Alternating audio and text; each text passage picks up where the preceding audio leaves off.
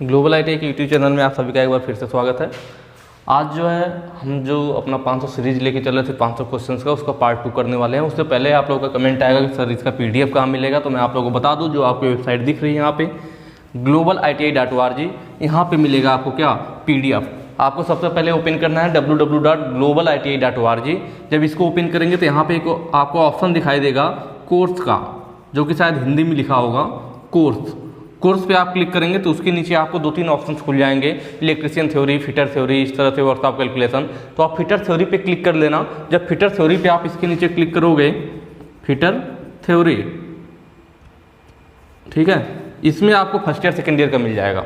तो आप second year पे क्लिक कर लेना, वहाँ पे आपको पीडीएफ मिल जाएगा, बिल्कुल आसानी से डाउनलोड कर पाएंगे। इसके पहले का भी पीडीएफ वहीं पे पड़ा हुआ है, ठीक है। तो ये हम क्वेश्चन आज स्टार्ट करेंगे क्वेश्चन नंबर 26 से। अगर आप पहली बार ये वीडियो देख रहे हो तो जैसा कि आपको पता होगा, हम लोगों ने 500 इंपॉर्टेंट क्वेश्चन की सीरीज लेके चलने वाले थे। तो 1 से 25 तक इसके पिछले वाले पार्ट में हो चुका है। आज हम सेकंड पार्ट कराने वाले हैं, जिसमें 26 से स्टार्ट होगा। 26 से 50 तक आज हम इसमें देखेंगे, फिर 50 से 75 नेक्स्ट में, 75 से हम उसके नेक्स्ट में, इस तरह से हम 500 से क्वेश्चन तक सॉल्व कराएंगे। तो अगर आप पहली बार वीडियो देख रहे हैं तो आप चले जाइए चैनल पे आपको ऑप्शन मिलेगा प्लेलिस्ट का। होम होता है, होम के बगल में वीडियोज, उसके बगल में क्या होता है, प्लेलिस्ट होती है।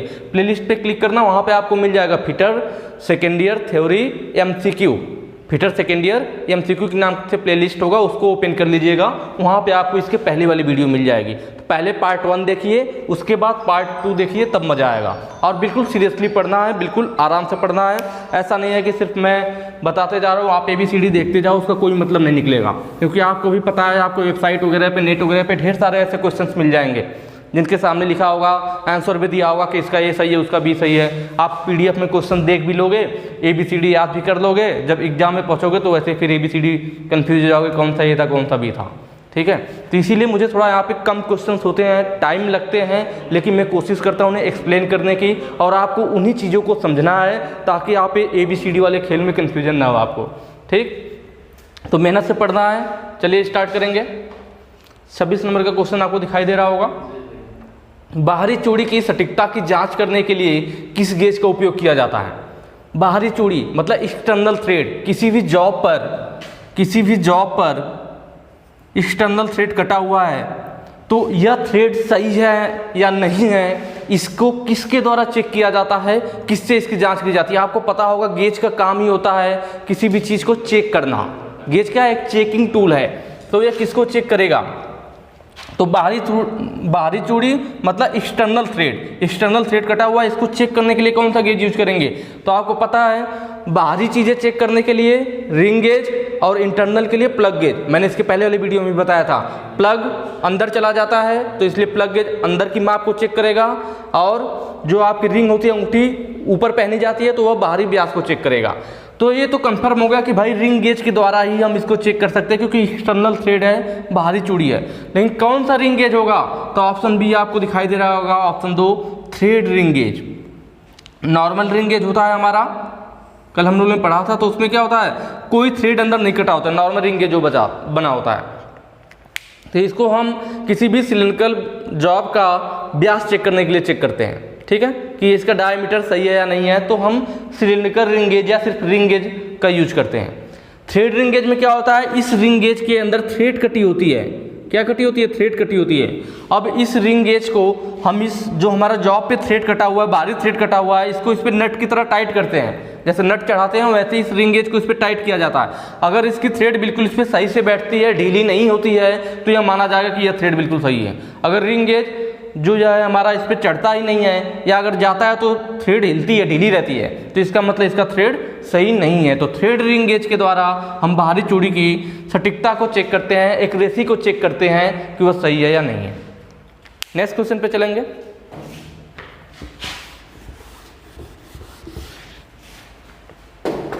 बाहरी व्यास को मापने में किस उपकरण का उपयोग किया गया है। यह जो आपको दिखाया गया फिगर में, यह कोई इंस्ट्रूमेंट है आपका, जिसके द्वारा यह सिलिंड्रिकल व्यास का बाहरी व्यास को मापा जा रहा है। इसके 2 जबड़े हैं, एक जबड़ा ये है और एक जबड़ा ये है, और इसके बीच में क्या है, तो इसके बीच में स्लिप गेज लगाए गए हैं। आप जानते हैं स्लिप गेज आयताकार ब्लॉक में, वर्गाकार ब्लॉक में हमारे पाए जाते हैं, ठीक है। कई सारे स्लिप गेज अपना अलग अलग साइज के होते हैं। तो इसके बीच में देख रहे हैं स्लिप गेज रखा गया है, इसके बीच में क्या है, ऐसे हम इस नट को ढीला करते जाएंगे तो स्लिप गेज बढ़ते जाएंगे और इसके फिर दबा देते हैं, टाइट हो जाता है। तो जैसे जैसे बीच में स्लिप गेज की संख्या बढ़ती जाएगी, इस जबड़े की दूरी बढ़ती जाएगी। स्लिप गेज कम करते जाओगे, इसकी दूरी घटती जाएगी, डिस्टेंस कम हो जाएगी। तो हम यहाँ पे इसकी मदद से इंटरनल और एक्सटर्नल दोनों व्यास को चेक कर सकते हैं, डायमीटर को। किसी पाइप में, कोई खोखली पाइप है, अंदर का डायमीटर चेक करना, तो ये जबड़े क्या होंगे, इसके अंदर चले जाएंगे और हम इसको फैलाते जाएंगे, आके टकरा जाएगा, इंटरनल डायमीटर चेक कर लेंगे। या फिर एक्सटर्नल, मतलब स्लिप गेज का इस विशेष जबड़े के साथ यूज करके हम स्लिप गेज को इस विशेष जबड़े के साथ यूज करके हम आंतरिक व्यास और बाहरी व्यास दोनों चीजें चेक कर सकते हैं। तो यहाँ पे क्वेश्चन में पूछा हुआ था कि बाहरी व्यास को मापने में किस उपकरण का उपयोग किया गया है। तो यहाँ पे ऑप्शन 4 दिख रहा होगा आपका, स्लिप गेज का उपयोग करके विशेष जबड़े की जोड़ी। मतलब हम एक स्पेशल जबड़ा है जो है जिसके साथ हमने स्लिप गेज का उपयोग करके इसकी बाहरी व्यास को माप रहे हैं। ठीक है, मापते कैसे है, तो जो स्लिप गेज होता है इसका साइज लिखा होता है कि यह स्लिप गेज का साइज क्या है। मान लीजिए 2 mm वाला है, 1 mm वाला है, ठीक है, आधा mm वाला है जी। फिर हम क्या करेंगे, जितने स्लिप गेज लगे होंगे अब हमें उस पर अंकित होता है कि यह स्लिप गेज किस साइज का है, यह स्लिप गेज किस साइज का है। तो तीनों को जोड़ देंगे कि 2, 1, 3, 0.5 मतलब 3.5। इसका मतलब इसका डायमीटर कितना होगा, 3.5 होगा। तो इस तरह से हम स्लिप गेज का यूज करके हम मापते हैं किसी भी चीज के बाहरी डायमीटर को या इंटरनल को भी चेक कर सकते हैं। नेक्स्ट क्वेश्चन पे चलेंगे। स्लिप गेज की ऊंचाई ज्ञात कीजिए। एक क्वेश्चन दिया हुआ है आपका, हमें निकालना है स्लिप गेज की ऊंचाई। क्या चीज है अभी मैं बताता हूं। ये दिखाया गया है आपको फिगर में, साइन बार और स्लिप गेज की मदद से किसी भी जॉब का टेपर ज्ञात करना।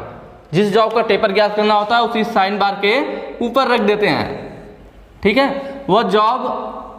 और यह साइन बार पहले क्या रहा होगा, साइन बार सीधा रहता है, ये वाला हिस्सा हमारा साइन बार है, यही क्या हमारा साइन बार है, यह सीधा रहता है। तो हम इसको उठाते जाते हैं, कब तक उठाते हैं, स्लिप गेज। ये जो साइड में आपको ब्लॉक दिख रहा है, बड़ा ब्लॉक या छोटा ब्लॉक, तो ये कई सारे स्लिप गेज को जोड़ा गया है। स्लिप गेज को आपस में कैसे जोड़ा जाता है, तो रिंगिंग प्रोसेस के द्वारा।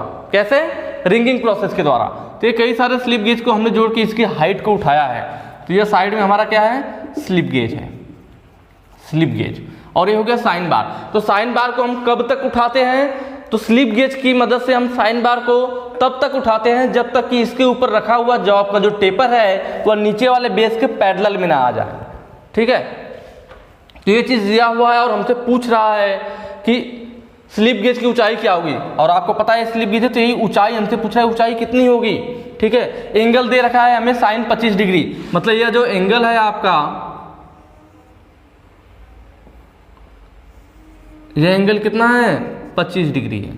ठीक है, साइन बार की लंबाई कहां से कहां तक होती है तो आपको मालूम होगा, साइन बार में जो दोनों रोलर लगे हुए हैं, दोनों रोलर के सेंटर, साइन बार में जो दोनों रोलर लगे होते हैं तो रोलर के सेंटर्स के बीच की जो दूरी होती है वही हमारी क्या होती है, साइन बार की लंबाई होती है। तो यहाँ पे ऑप्शन में आपको फिगर में दिख नहीं रहा होगा, यहाँ पे दरअसल 200 लिखा हुआ है। कितना दिया हुआ है, 200 लिखा हुआ है और इसका एंगल दे रखा है 25 डिग्री और हमसे पूछ रहा है स्लिप गेज की ऊंचाई। कैसे निकलेगा, बिल्कुल आसान है। फार्मूला आपको मालूम होगा, मैंने बताया था जब आप लोगों ने क्लासेस ज्वाइन की रही होगी तो उसमें पढ़ा होगा। Sine theta is equal to होता है लंब बटे कर्ण। क्या होता है, लंब बटे कर्ण होता है।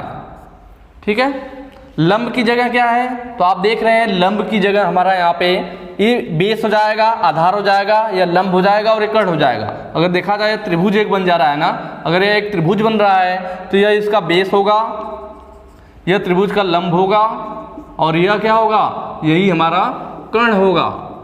तो कर्ण की जगह साइन बार है और लंब की जगह स्लिप गेज है। इसका मतलब हम कह सकते हैं साइन थीटा बराबर लंब बटे कर्ण होता है, ये फार्मूला पता होगा। लंब की जगह क्या है, स्लिप गेज है, तो हम लिख सकते हैं स्लिप गेज की ऊंचाई बटे कर्ण की जगह क्या है, तो साइन बार है, तो हमें क्या लेना पड़ेगा, साइन बार की लंबाई। कर्ण की जगह साइन बार हमने लगा रखा है ना, तो साइन बार की लंबाई, ये फार्मूला होता है। साइन थीटा बराबर स्लिप गेज की ऊंचाई बटे साइन बार की लंबाई। अब इसको सॉल्व कर लेते हैं। साइन थीटा, थीटा कितना है, 25 डिग्री है, तो यहाँ हो जाएगा sine 25 degree, sine 25 degree, theta का मान 25 है, बराबर क्या होगा, स्लिप गेज की ऊंचाई, स्लिप गेज की ऊंचाई हमने कितना मान लिया है, ए माना हुआ कि मान लीजिए स्लिप गेज की ऊंचाई कितनी है, ए है। स्लिप गेज की ऊंचाई कितनी है, ए मान रखा है हमने, इसी को हमें निकालना है। तो चलिए यहाँ पे लिख लेता हूँ मैं कि मान लीजिए ऊंचाई क्या है, ए है, बटे साइन बार की लंबाई कितनी है। तो आपको मालूम है कि दोनों रोलरों के बीच की जो दूरी होती है वही साइन बार की लंबाई होती है, और क्वेश्चन में दे रखा है कि दोनों रोलरों के बीच की दूरी कितनी है, 200 है। दोनों रोलर के सेंटर्स के बीच की दूरी कितनी है, 200 है, यही साइन बार की लंबाई होती है। तो इसका मतलब यह दे रखा है 200। साइन 25 अंश का मान कितना होगा, तो क्वेश्चन में आपको दिया हुआ है साइन 25 अंश का मान 0.4226। तो यहाँ लिख लेंगे 0.4226 बराबर a बटे 200। अब यहाँ पे एक मान लिया जाए तो तिर्यक गुणा होगा इसका इधर और इसका इधर करेंगे तो a का एक में होगा, a ही रह जाएगा बराबर। अब इसका कर लेते हैं 200 इंटू 0.4226। देखिए यहाँ पे 2 जीरो है तो 2 जीरो से 2 अंक दशमलव क्या होगा, इधर खिसक जाता है। आप गुणा करके देख लेना, यहाँ पे क्या हो जाएगा हमारा 2 गुणे ये दोनों जीरो से दशमलव इधर खिसक जाएगा, 42.26 हो जाएगा। ठीक है, मल्टीप्लाई कर लेंगे, आंसर निकल आएगा 2 छक्का 12, 1 हासिल, 2 दूना 4, 1 5, 2 दूना 4 और 2 चौके 8। कितने अंक पे दशमलव, तो यहाँ काउंट कर लेते हैं, इधर दाहिने साइड से 2 अंक पे दशमलव था तो इसमें भी दाहिने साइड से 2 अंक पे दशमलव। किस में आएगा, तो हमारा जो वैल्यू दे रखा होता है जनरली वो mm में होता है, हम जो भी चीज़ें यूज करते हैं ज़्यादातर mm में। तो 84.52 mm ए का मान आ गया, और ए क्या था हमारा, स्लिप गेज की ऊंचाई थी। इसका मतलब स्लिप गेज की ऊंचाई कितना है, 84.52 mm। ऑप्शन दिख रहा होगा आपको, ऑप्शन बी सही है। तो बिल्कुल आसान है, बस फार्मूला याद रहेगा तो बिल्कुल आसानी से इस टाइप के क्वेश्चन सॉल्व कर लोगे आप। नेक्स्ट चलेंगे,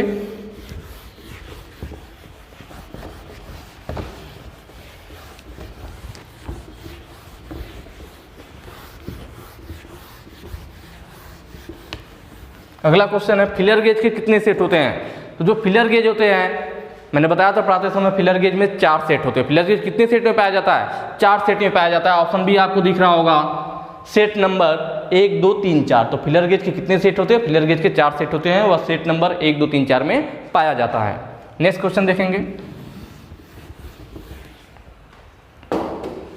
रेडियस और फिलट गेज बनाने के लिए किस मटेरियल का उपयोग किया जाता है, रेडियस गेज या उसे फिलट गेज भी बोला जाता है। फिलर गेज अलग होता है, फिलट या रेडियस एक ही बात है। तो रेडियस गेज को हम फिलट गेज भी बोलते हैं। वह किस मटेरियल का बना होता है, तो वह बना होता है हार्डेंड स्टील का, हार्डेंड स्टील।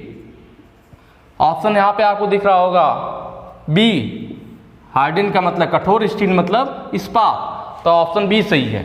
ठीक है, नेक्स्ट चलेंगे, लैपिंग टूल में एक्स के रूप में चिन्हित भाग क्या है।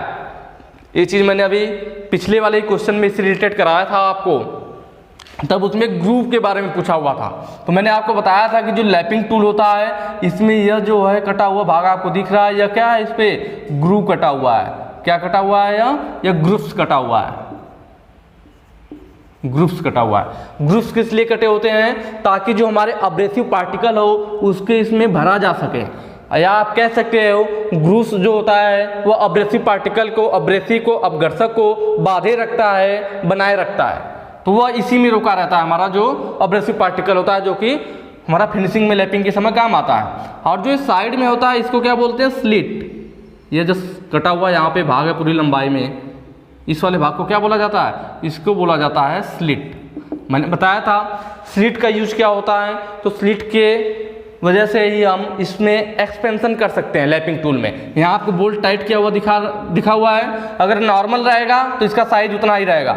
हम इसे अगर बोल्ट को टाइट करेंगे तो चूंकि यह स्लिट कटा हुआ तो क्या होगा, फैलेगा। जैसे जैसे आप बोल्ट को टाइट करोगे यह वाला हिस्सा क्या होगा, फैलता जाएगा। मतलब हमारे लैपिंग टूल में एक्सपेंशन होगा, प्रसार होगा, या कह सकते हैं विस्तार होगा।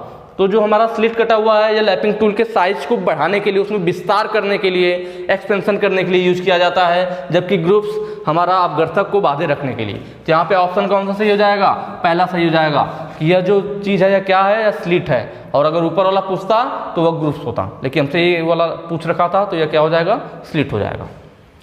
नेक्स्ट चलेंगे,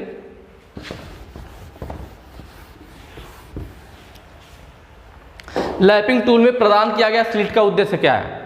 लैपिंग टूल में जो स्लिट दिया गया था वो किस लिए दिया गया? अभी मैंने आपको बताया कि टूल के विस्तार के लिए, एक्सपेंशन के लिए, उसके साइज को बढ़ाने के लिए। तो ऑप्शन देखेंगे, ऑप्शन दूसरा आपको दिख रहा है विस्तार के लिए। विस्तार के लिए कहिए, चाहे इसे एक्सपेंशन के लिए बोलिए या उसके साइज को बढ़ाने के लिए बोलिए, एक ही बात है। तो ऑप्शन बी सही हो जाएगा। नेक्स्ट क्वेश्चन पे चलेंगे।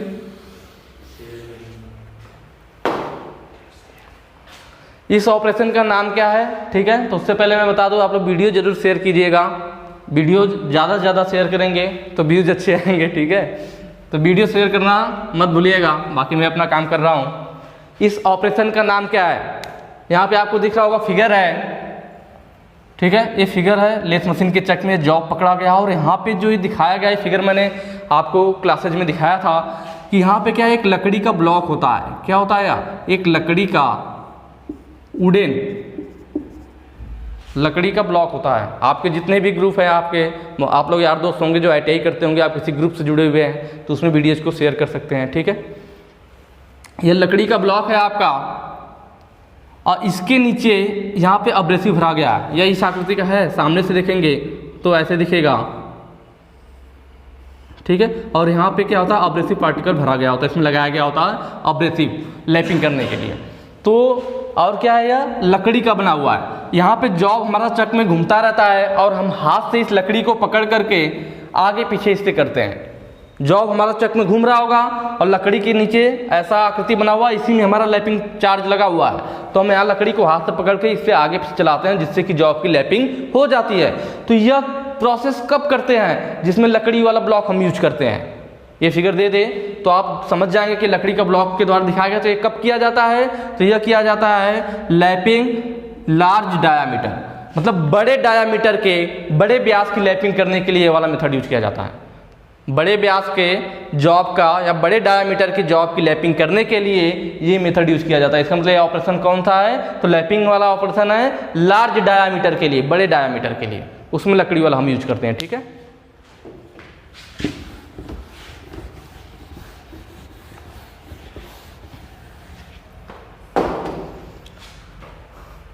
क्वेश्चन नंबर 34 है आपका, कास्ट आयरन और अलॉय मटेरियल की होनिंग के लिए किस अपघर्षक का उपयोग किया जाता है?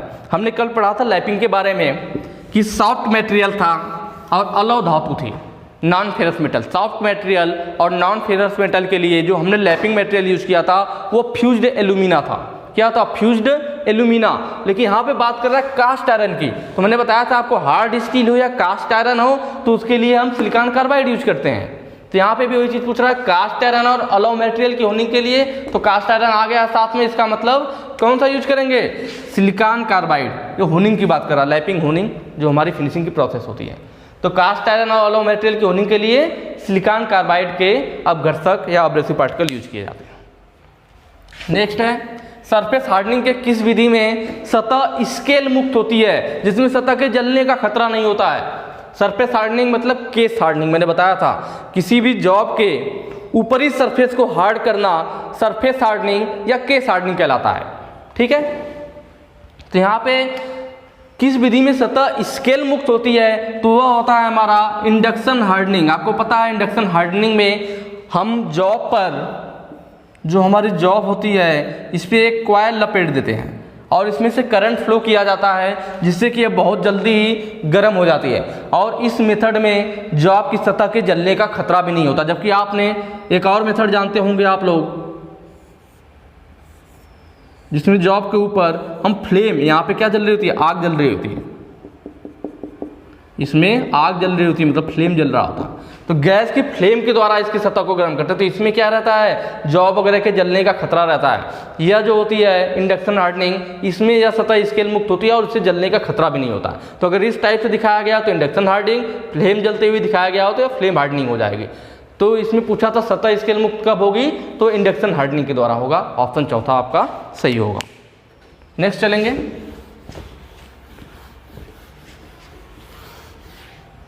ठीक है। क्वेश्चन नंबर 36 है आपका, यदि स्टील को क्रिटिकल तापमान तक गर्म किया जाता है। स्टील को कहां तक गर्म कर रहे हैं? क्रिटिकल टेम्परेचर तक गर्म किया जाए और भट्ठी में बहुत धीरे धीरे ठंडा किया जाता है, तो उस प्रक्रिया का नाम क्या है? हमने स्टील को क्या किया? क्रिटिकल टेम्परेचर तक गर्म कर दिया। और उसे ठंडा कैसे कर रहे हैं? धीरे धीरे कर रहे हैं। तो यह होता है हमारा एनीलिंग। कौन सा ऑप्शन सही होगा आपका? ऑप्शन ए सही होगा। ठीक है। हार्डनिंग आप जानते हैं, हार्डनिंग में हम तेजी से ठंडा करेंगे। हार्डनिंग में कैसे ठंडा होता है? तेजी से ठंडा करते हैं। टेम्परिंग में हमने भी कल ही पढ़ा था 400 डिग्री सेल्सियस या क्रिटिकल टेम्परेचर से नीचे ही गर्म करते हैं। इन दोनों में तो क्लियर होगा, तेज ये धीरे धीरे ठंडा हो रहा है, जबकि हार्डनिंग में तेजी से ठंडा होता। इसका काम यहीं पे खत्म हो गया।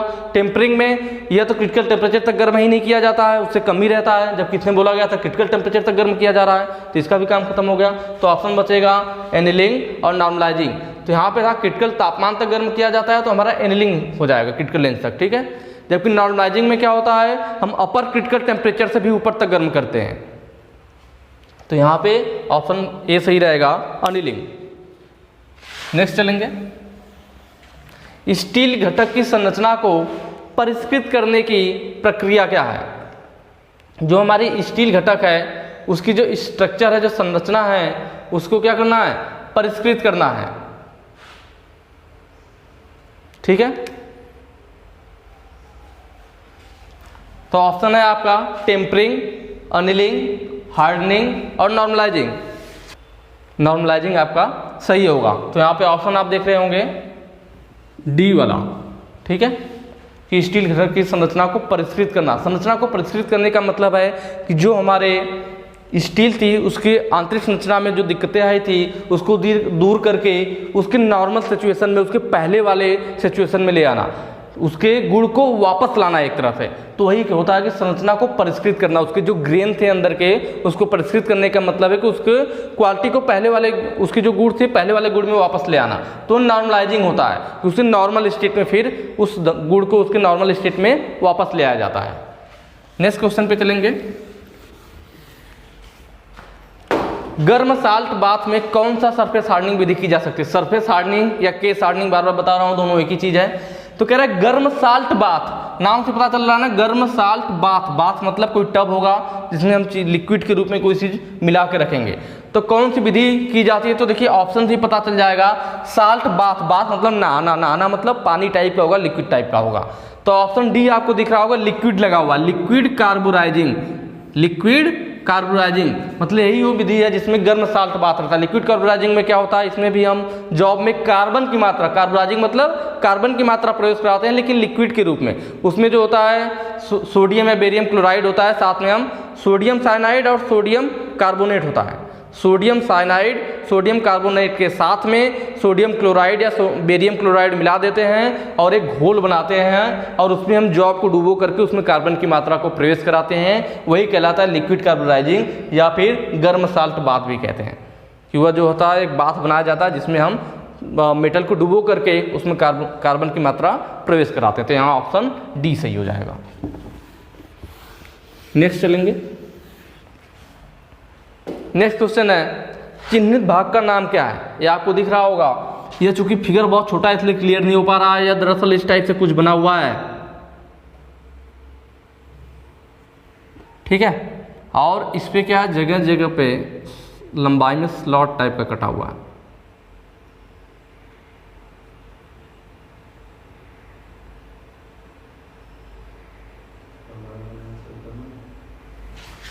शायद मैंने भी छोटा ही बना दिया, बड़ा बना देता हूँ। उसके आगे वाले हिस्से को दिखाता हूँ कैसे दिख रहा होगा।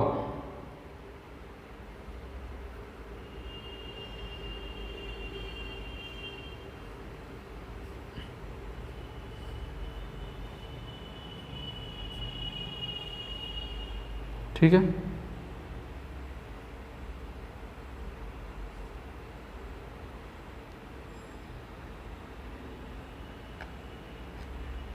सामने देखेंगे तो इस टाइप से दिखेगा, यह ऐसे लंबाई में कटा होगा क्योंकि सॉफ्ट है ना, सॉफ्ट ऐसे लंबाई में तो होती है।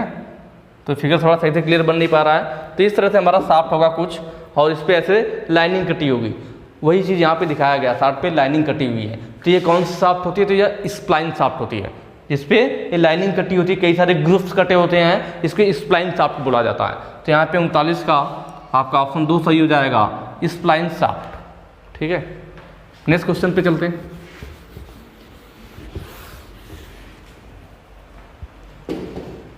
क्वेश्चन नंबर 40 है आपका, किस की का आयताकार क्रॉस सेक्शन होता है जो शाफ्ट और हब दोनों पर कटे कीवे में फिट होता है। मैंने आपको कल ही बताया था इसके पिछले वाले पार्ट में, ठीक है, कि यह आपका शाफ्ट हो गया और इसके ऊपर जो लगता है उसे हब बोला जाता है।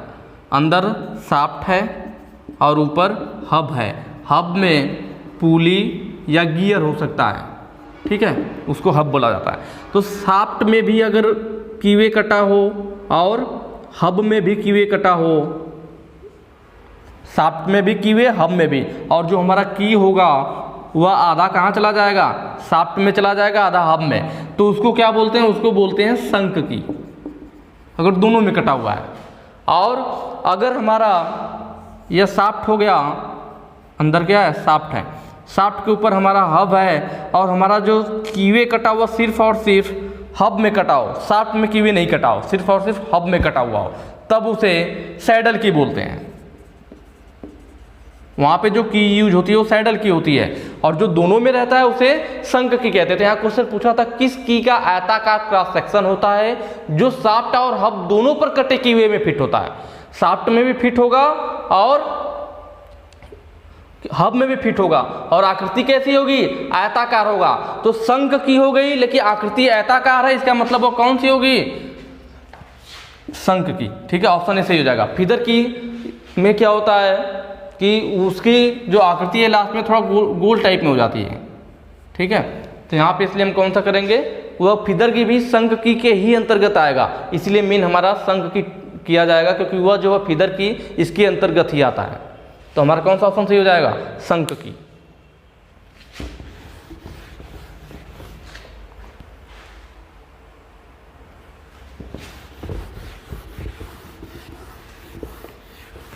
इकतालीस है आपका, टेपर्ड शाफ्ट पर फिटिंग के लिए कौन सी की उपयोगी है। कहीं पे अगर टेपर्ड शाफ्ट है तो उस पर कौन सी हम की यूज करते हैं, तो टेपर्ड शाफ्ट के लिए हम यूज करते हैं वुडरफ की। वुडरफ की को एडजस्टेबल की के नाम से भी जाना जाता है, एडजस्टेबल की। वुडरफ की कैसी होती है, कुछ इस आकृति में होती है, नीचे का भाग अर्धवृत्ताकार और ऊपर का भाग फ्लैट होता है, आयताकार टाइप का। ये होती है हमारी क्या, वुडरफ की होती है, ठीक है। तो इसमें क्या होता है, कहीं पे जो हमारी शाफ्ट है, अगर मान लीजिए शाफ्ट का अगला हिस्सा कैसे हो, टेपर में हो, तो इस टेपर वाले भाग में शाफ्ट में नीचे आयताकार अर्धवृत्ताकार जैसी इसकी आकृति है, वैसा ही यहाँ पे क्या होगा, अर्धवृत्ताकार स्लॉट कटा होगा, जिसमें यह वुडरफ की चली जाती है। और ऊपर जो इसके लगेगा गियर या हब, उसमें क्या होगा, क्योंकि ऊपर की आकृति तो आयताकार है ना, तो उसमें आयताकार स्लॉट कटा होगा, गियर या पुली में आयताकार स्लॉट कटा होगा, जबकि शाफ्ट में अर्धवृत्ताकार स्लॉट कटा होगा, ताकि यह वाला हिस्सा इसमें बैठ जाए और ऊपर हिस्सा इसका आयताकार है तो ऊपर वाला जो गियर या पुली होगा उसमें चला जाएगा। तो इसमें क्या होता है कि अगर टेपर शाफ्ट है तो यह हमारी अर्धवृत्ताकार है, तो थोड़ी बहुत एडजस्ट हो जाती है, टेढ़ी होकर उसी पे फिट हो जाती है, इसलिए टेपर शाफ्ट में हम इसको यूज कर लेते हैं। और थोड़ी बहुत इधर उधर एडजस्ट हो जाती है, इसीलिए इसे एडजस्टेबल की भी बोलते हैं, एडजस्टेबल की। तो हमारा ऑप्शन तीसरा सही होगा, वुडरफ की। नेक्स्ट है, सर्कुलर टेपर की का प्रयोग कहाँ किया जाता है। सर्कुलर टेपर की आपकी इस टाइप से बना होता है, सर्कुलर मतलब वृत्ताकार होगा और टेपर मतलब टेपर में होगी, इधर का डायमीटर ज़्यादा और इधर का कम, टेपर में बना होगा, यही है हमारा सर्कुलर टेपर की, या फिर राउंड की भी बोलते हैं, राउंड की। इसमें क्या होता है, यह हमारी शाफ्ट हो गई और इसके ऊपर हमारा क्या हो गया, हब हो गया, हब मतलब पुली या गियर। अब इन दोनों के बीच में अर्धवृत्ताकार नीचे खांचा कटा होगा, अर्धवृत्ताकार खांचा नीचे कटा होगा और अर्धवृत्ताकार खांचा ऊपर भी कटा होगा, तब ऐसे कीवे मतलब आधा कीवे इसमें और इस टेपर की को इसमें डाल दिया जाएगा, इन दोनों के सापेक्ष मोशन को रोकने के लिए, सापेक्ष गति को रोकने के लिए। तो इसमें या की फिर इसमें लगा दी जाती है, कभी कभी लंबवत में भी, परपेंडिकुलर में भी यूज की जाती है। तो राउंड की या सर्कुलर टेपर की का यूज करते हैं लाइट ड्यूटी ट्रांसमिशन, हल्के पावर को ट्रांसमिशन करने के लिए, कम ड्यूटी के लिए। लाइट ड्यूटी मतलब क्या, हल्के कार्यों के लिए।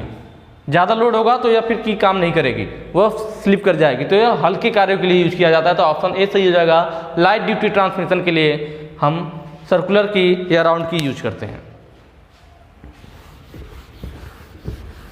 नेक्स्ट क्वेश्चन है, शाफ्ट के साथ घूमने की अनुमति दिए बिना प्लेन बियरिंगों को कैसे पोजीशन में रखा जाता है।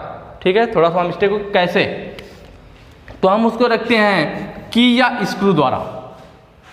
शाफ्ट के साथ घूमने की अनुमति दिए बिना प्लेन बियरिंगों को कैसे पोजीशन में रखा जाता है। जो हमारी नॉर्मल बियरिंग होती है, जो आपने फ्रिक्शन बियरिंग पढ़ा होगा, जो उसमें शाफ्ट हमारी घूमती है, तो फ्रिक्शन बियरिंग में हमारे शाफ्ट नहीं घूमता है। इसके अंदर हमने क्या किया था, फिर बाद में इस फ्रिक्शन बियरिंग में अंदर बुश लगा देते थे, वह बुश हमारा घूमे नहीं, इसलिए उसके स्क्रूज के साथ इसको कस दिया जाता था इस बुश को। अब इसमें हमारी शाफ्ट घूमती थी, तो शाफ्ट और बुश के बीच में फ्रिक्शन होता था। जब बुश हमारा घिस जाता था तो फिर हम बुश को क्या करते थे, निकाल करके चेंज कर देते थे।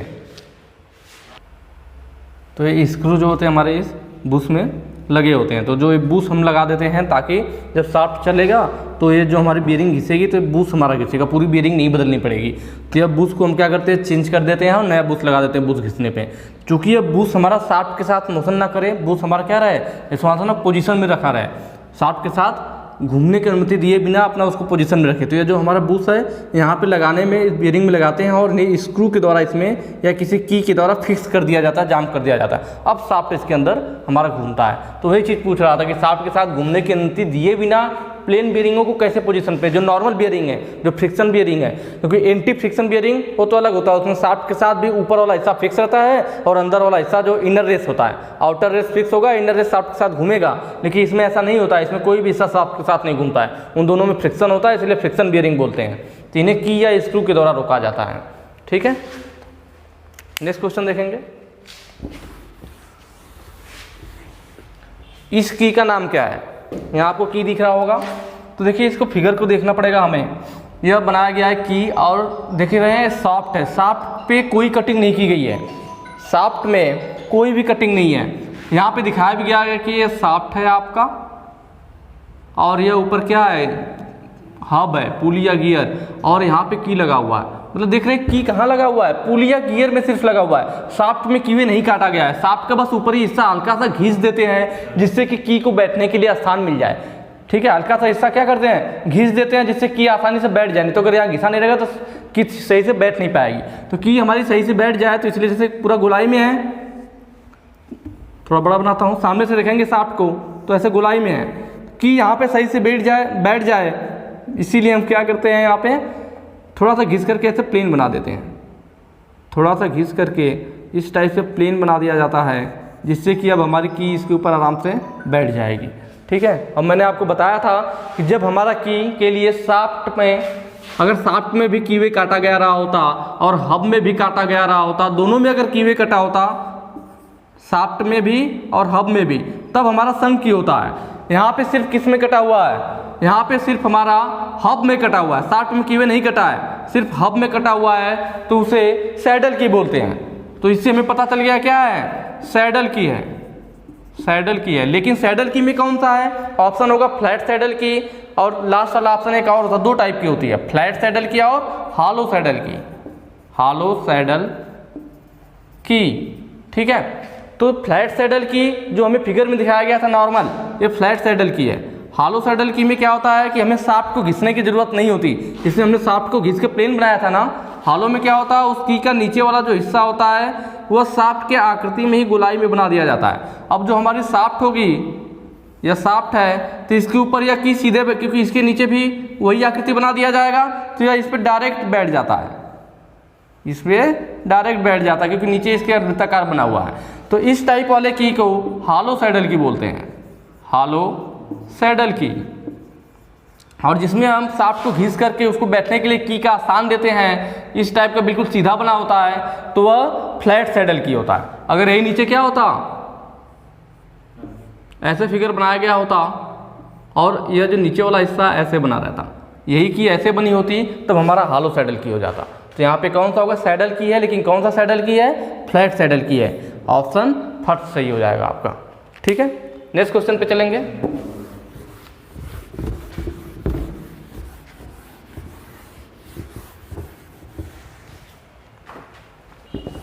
इस की का नाम क्या है, एक ही भी आप लोगों ने देखा होगा, तो इस की का नाम है जीभ हेड की। क्या नाम है? उसमें देख रहे हैं इस वाले हिस्से को हम क्या बोलते हैं? जीभ बोलते हैं। जीभ हेड की बोला जाता है। ऑप्शन देखेंगे, ऑप्शन नंबर 3 है आपका। पहला है शंख की, फेदर की, गिव हेड की, उड्रफ की। ठीक है, तो यही है आपका गिव हेड या जीभ हेड बोलते हैं, जीभ हेड की। तो यही हमारा ऑप्शन तीसरा सही होगा। या कौन सी की है? जीभ हेड की।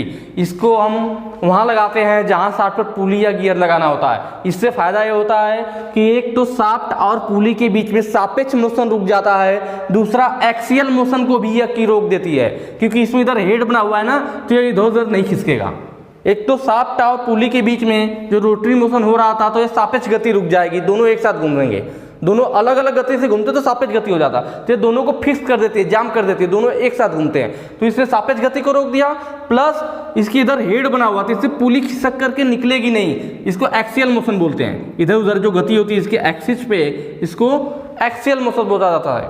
तो हमारा जीभ हेड की से एक्सियल मोशन भी रुक जाता है। तो ये दोनों में काम आता है, सापेक्ष मोशन को भी रोकता है और एक्सियल मोशन को भी रोकता है। तो ऑप्शन 3 सही है, जीभ हेड की। ज़्यादातर हम यूज करते हैं जब हमें शाफ्ट पर पुली या गियर लगाना हो।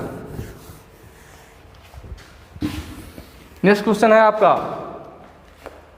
ताले की मरम्मत और चाबियों में हार्ड नॉच की फाइलिंग करने के लिए किस फाइल का उपयोग किया जाता है? ठीक है, ताले की मरम्मत और चाबियों में हार्ड नॉच की फाइलिंग करने के लिए किस फाइल का उपयोग किया जाता है?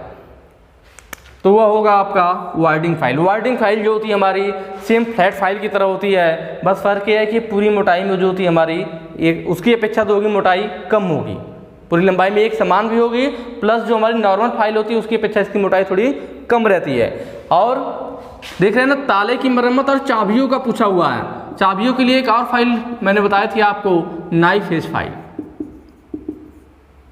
कीवे के लिए नाइफ एज फाइल, इसके द्वारा जो होता है कीवे के लिए जगह काटी जाती है, प्लस चाबी वगैरह भी बनाया जाता है नाइफ एज फाइल के द्वारा भी। तो नाइफ एज फाइल तो ऑप्शन में है नहीं, प्लस हमारी जो है वार्डिंग फाइल है, इसके द्वारा भी चाबियों में जो हार्ड नॉच की फाइलिंग, समझ रहे हैं ना, जैसे कोई भी चाबी होती है हमारी, तो चाबी में ऐसे अलग अलग घाट बने होते हैं, तो वही घाट की फाइलिंग करने के लिए उसी को हार्ड नॉच बोल रहा है, उसके लिए हम वार्डिंग फाइल यूज करते हैं, या नाइफ एज फाइल भी यूज की जाती है।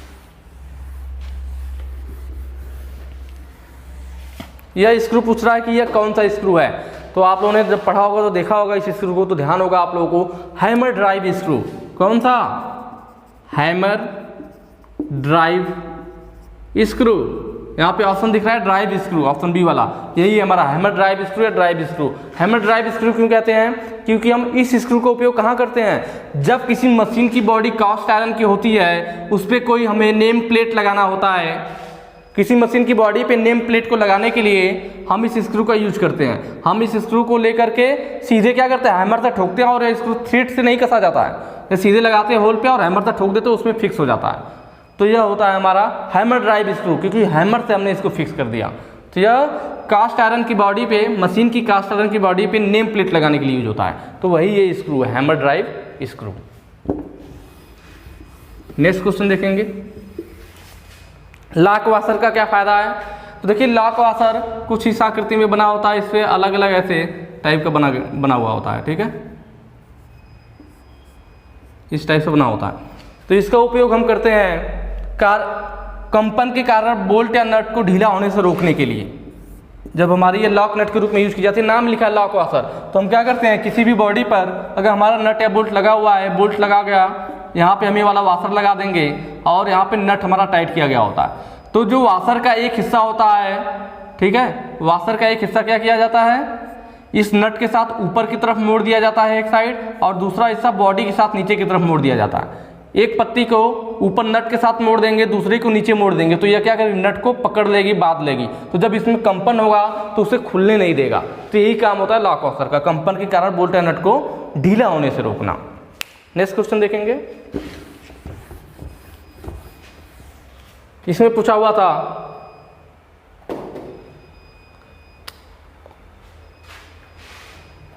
इस स्क्रू ड्राइवर का नाम क्या है, ठीक है, यहाँ पे फिगर आपको दे रखा है, इस स्क्रू ड्राइवर का क्या नाम है, तो यह है आपका offset screw driver, offset screw driver. Option आपको दिख रहा होगा, पहला ही सही है। ऑफसेट स्क्रू ड्राइवर इसलिए कहते हैं, इसकी जो होती है दोनों भुजाएं, सॉरी जो दोनों इसके पॉइंट होते हैं वो 90 डिग्री पर मोड़ दिए जाते हैं। देखिए ये भी 90 डिग्री पे, ये भी, लेकिन एक दूसरे से विपरीत फ्लैट होते हैं और 90 डिग्री पे मोड़ दिए जाते हैं। दोनों पॉइंट फ्लैट है और 90 डिग्री पे मोड़ दिया गया है, लेकिन जो दोनों हिस्सा मोड़ा गया है 90 डिग्री पे वो एक दूसरे की विपरीत दिशा में, या नीचे की तरफ तो वो ऊपर की तरफ, दोनों एक दूसरे से विपरीत दिशा में मोड़े जाते हैं। ऑफसेट स्क्रू ड्राइवर कब यूज होता है? तो जब कोई मान लीजिए मशीन की बॉडी है, ठीक है, और दूसरा भी नीचे मशीन की बॉडी, इनके बीच में थोड़ा सा गैप हो, यहाँ पे कोई स्क्रू लगा हुआ, तो अब इसके बीच में हम स्क्रू ड्राइवर लगा नहीं पाएंगे, तो ऑफसेट स्क्रू ड्राइवर क्या होगा, इसका ये वाला हिस्सा इसमें मुड़ा हुआ होता है, यहाँ चला जाता है और साइड से कस लेते हैं।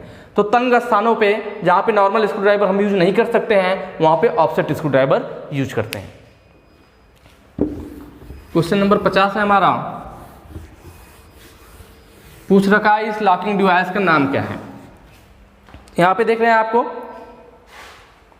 कॉइल की तरह बना रखा है, कॉइल मतलब स्प्रिंग की तरह, दोनों स्प्रिंग है, सिंगल कॉइल डबल कॉइल वाली, और पूछ रहा है कि इस लॉकिंग डिवाइस का नाम क्या है। तो आपको दिख रहा होगा लास्ट ऑप्शन है स्प्रिंग वाशर, कि यह वाशर का काम करता है, लेकिन कौन सा वाशर है, देख रहे हैं स्प्रिंग टाइप का बना हुआ है ना, तो स्प्रिंग वाशर है। इसमें फायदा क्या होता है कि इसको हम बोल्ट के नीचे लगाते हैं, नट के नीचे लगाते हैं और नट को टाइट कर देते हैं। जब नट को टाइट करेंगे तो यह जो हमारा मुड़ा हुआ हिस्सा है क्या हो, बिल्कुल फ्लैट हो जाएगा, दब करके बिल्कुल फ्लैट हो जाएगा।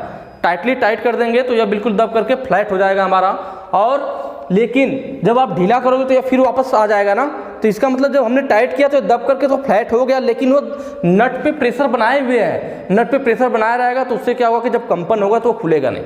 ये दब के तो फ्लैट हो जाता है, लेकिन इसका स्प्रिंग है चूंकि वो खुल जाएगी फिर, तो नट पे प्रेशर, नट और बॉडी दोनों पे प्रेशर बनाए रखती है, जिससे कि कंपन के दौरान ये नट खुलते नहीं है। तो स्प्रिंग वाशर हमारा अभी लॉकिंग डिवाइस के रूप में यूज किया जाता है।